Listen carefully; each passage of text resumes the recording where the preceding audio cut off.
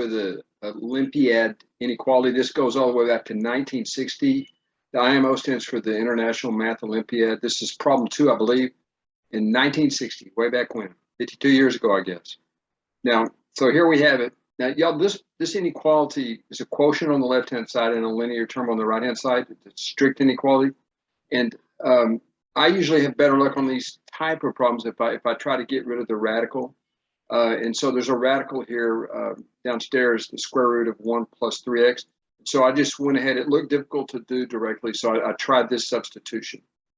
Now, the idea at this point is to get everything in terms of u and see if that's a little more tractable or something that we can deal with. Again, I'm not saying it can't be solved directly. To me, it's just easier to do the substitution. And so what we're going to do right here is, again, if we make this substitution, square both sides, we get that u squared is equal to 1 plus 3x. And again, the goal is to get from terms of x to terms of u. And so I won't bore you with all these details, but you can verify all this stuff. We're getting 9x squared in terms of u. And that's pretty easy to see. If you just subtract 1 from both sides and square, you get this statement. And of course, 9x squared is the numerator up here, okay? And then u squared plus 6, if you add 6 to both sides, you get the right-hand side, all right? And so what happens is that this inequality in terms of x becomes an inequality in terms of u. Now, you may be saying to yourself, well, it looks just as difficult. Well, at least there's not a radical here. That's the only thing I'll argue that's any better about this. But at this point, I got a little stuck because if you take a look at this, I mean, if you take a look at this, you go, what do you do? But notice that this is the difference of 2 squares. And so I write u squared minus 1 is u plus 1 times u minus 1. Yeah, I'm having a little bit of trouble with my Wi-Fi pencil.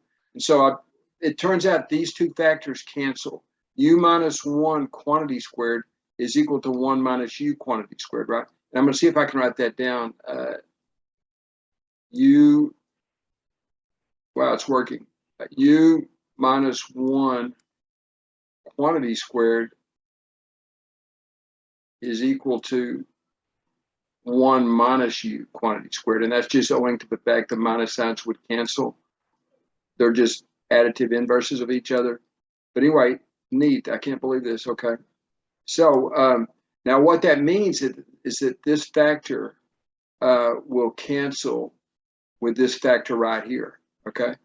And so before we go to the next page, you see that's going to be an immense calculation. This entire factor will cancel with this entire factor, and it'll lead to a much simpler expression to evaluate or to analyze. Now, I do want to say one other thing. Notice that I wrote it down somewhere. This has to hold also for the radicand to even exist. Otherwise, we'd be taking complex numbers. We set 1 plus 3x greater than or equal to 0. Subtract 1, divide by 3, and you get this. So any solutions to this inequality have to involve values of x that are greater than or equal to minus 1/3. And that's just a domain problem in a college algebra class. Okay? So we can't have any solutions less than minus 1/3. And also notice that we could not have x equals 0 right up here. X cannot equal to 0 because we would, if x were equal to 0, we would have a divide by 0 going on, right? Again, y'all, if x were equal to 0, this would just be 1 minus 1 in the denominator. So we would have a divide by 0. So without any of the rest of this analysis, we know that x has to be greater than or equal to minus 1/3, and x can't be equal to 0.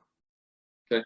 Now I'm going to go ahead and erase this and just go on to the next screen, y'all. And notice the next screen is just going to involve canceling this factor 1 minus u squared with u minus 1 squared, since they are equal factors. Okay, let me clear here. Now let's move along to the next screen. Move along to the next screen. We'll get this taken care of. Okay, y'all, again, on the previous page, I said we need to cancel the like factors, and that's exactly what I did on this line. I'm sorry I couldn't keep it all on one screen. But when you cancel the like factors, you just get u plus 1 squared, all right? And that's still less than u squared plus 6. Now, it turns out the u squared terms cancel. The u squared terms cancel. And so it works out very nicely. U plus 1 quantity squared involves 2u, and a 1, you subtract the 1 from the 6 to get 5, and you get this statement right here. But remember, our original substitution was u is equal to 1 plus 3x. And so 1 plus 3x, and you square 5 halves to get 25 fourths. You get x is less than 7 fourths. Remember on previous screen, we showed that 0 could not be a solution because it would lead to a division by 0. It doesn't always happen at 0. In this case, it did. And also the domain of the square root function that we used is greater than or equal to minus 1/3. So y'all, this piece right here is the overall answer. I thought it was pretty cool. I thought the substitution really helped. But that is your answer. Hope you enjoyed. Let me know.